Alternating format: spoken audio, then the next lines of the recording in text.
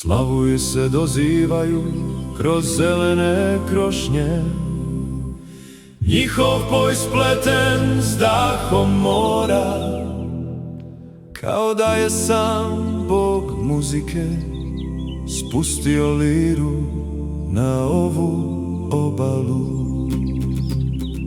Ovdje more ne govori, ono pjeva. Kamenje pamti ono što čovjek zaboravi.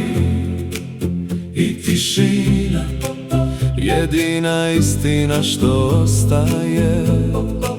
Šapuće ime ovog mjesta, Pelješac, Pelješac. Bam, bam, bam, bam, bam, bam, bam. Žuta tratinčica miluje prizor, usamljeno ostrvo lebdi u tišini.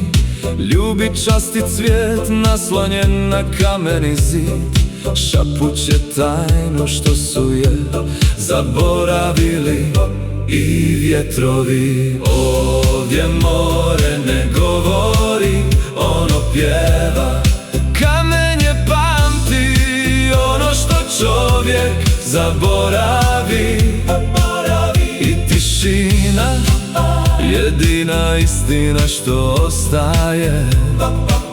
Šapuće ime ovog mjesta, Pelješac, Pelješac. Klas je divlje pšenice, treperi uz ogradu.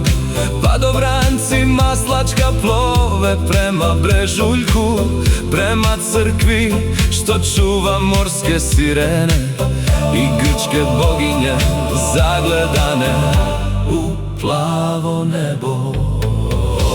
Ovdje more ne govori, ono pjeva.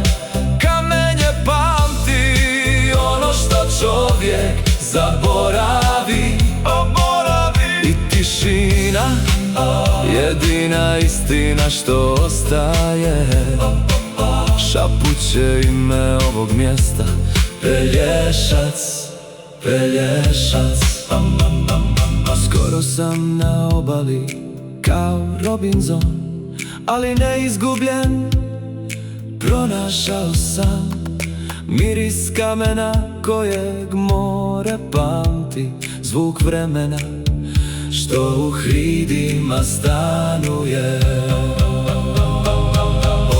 Ovdje more ne govori, ono pjeva.